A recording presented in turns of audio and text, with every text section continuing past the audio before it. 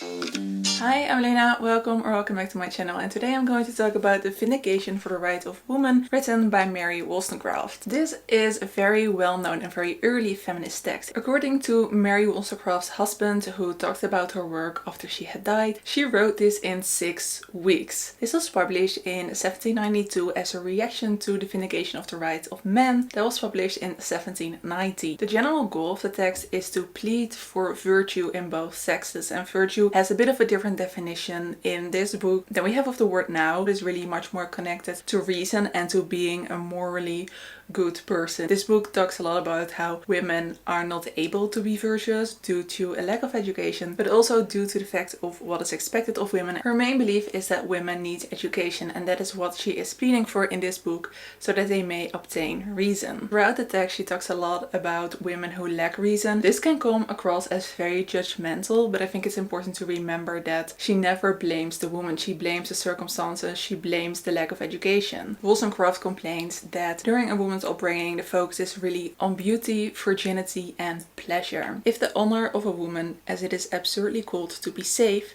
she may neglect every social duty, nay, ruin her family by gaming and extravagance, yet still present a shameless front. There is but one fault which a woman of honor may not commit with impunity. The first fault against chastity in a woman has a radical power to deprave the character. This quote kind of shows the comment on how women's morality is viewed, and that it's a lot about a sexual activity of a woman, and that is a really strange way to view someone's morality. A big part of society agrees with her in that regard, and it's not really how we operate right now, even though I think in every society there are still hints of it throughout how we think of a woman's morality. Interesting to note that Mary Wollstonecraft had relationships and affairs before she eventually married William Godwin, who was the father of her oldest daughter, a woman we later know as Mary Shelley, who wrote Frankenstein. She also had a daughter out of wedlock from a previous relationship called Fanny. A fun fact about Mary Wollstonecraft is that even though her second daughter, Mary Godwin, later Mary Shelley because she married Percy Shelley, wrote one of the world's most famous novels called Frankenstein, but Mary Wollstonecraft in the Vindications did not approve of reading novels.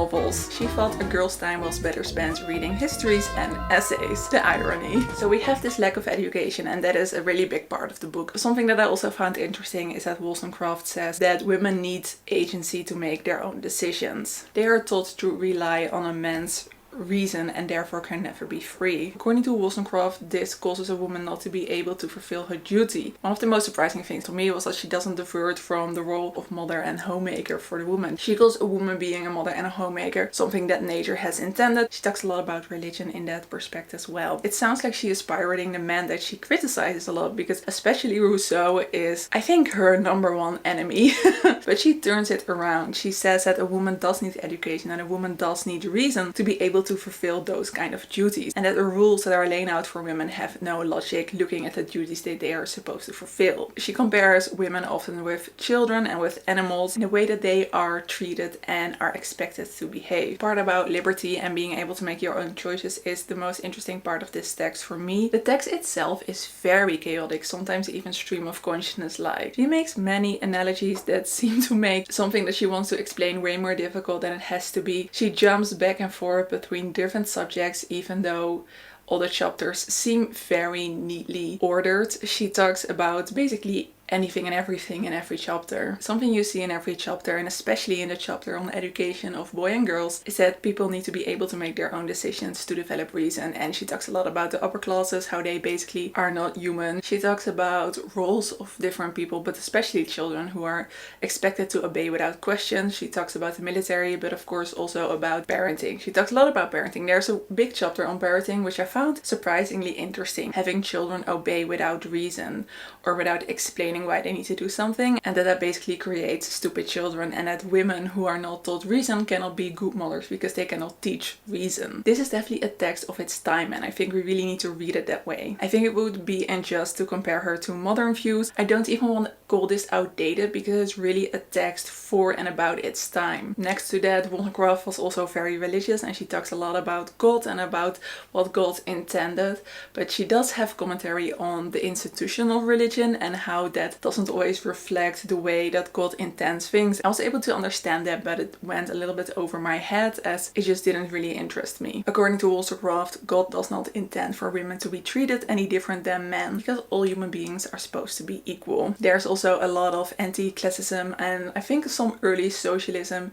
in this as well. We see some abolitionist views in this as well, and I think even though this doesn't mesh at all with modern feminism, it is so interesting to see that she was an incredible radical in her time. She goes against a lot of big assumptions, against a lot of big institutions, and she makes a few predictions that have now come true. I think her most important one is that boys and girls should be educated together, that this should happen in public schools and that it should be free. Of course, it's not free in every country, but in a lot of European countries where Wollstonecraft talks about, of course, early education is open to everybody, to boys and girls alike. According to Wollstonecraft, one of the most important things is that girls are taught reason in these schools. Right now they are taught slavishly to submit to their parents. They are prepared for the slavery of marriage, in which they do everything their husband says or they rely on reason for their husband. I think one of the quotes that really summarizes the goal of this text is this one: "Make them free and they will quickly become wise and virtuous, as men become more so, for the improvement must be mutual." I think that is something that is still very linked to modern feminism. Reading the whole unabridged text is not something I would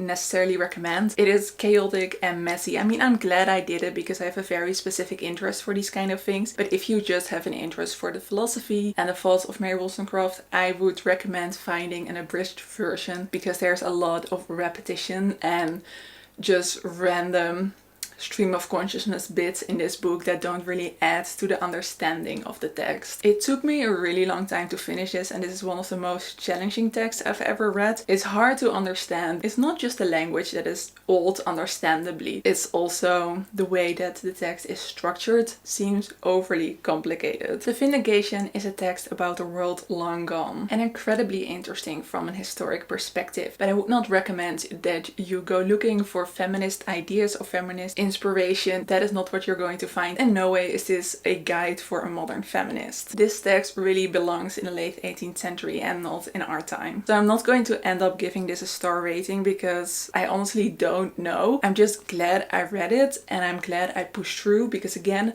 not an easy read, very, very challenging, but also interesting because I feel like I know so much more about a time that I'm really interested in. Also a time that I read a lot of books about, of course, thinking about Jane Austen and the Regency era, which is of course a decade later. But Wollstonecraft's writing very much feels about that world. Because this book was so challenging, it was not easy to review, but I hope that you kind of enjoyed hearing my thoughts on this book. Before I let you go, I want to read one last quote for you. "All the difference that I can discern arises from the superior advantage of liberty, which enables the former to see more of life." Former, she means men, of course. Thank you, Mary Wollstonecraft, for your wisdom. It was a very difficult journey to understand it. Our next read for Feminism She Wrote will be The Second Sex, which I'm very intimidated by. I'm also very excited to read it because I feel incredibly challenged with this read along so far. If you want to join the read along, all the information is down below. There's a Discord in which you can discuss the books with each other. Thank you so much for watching this video.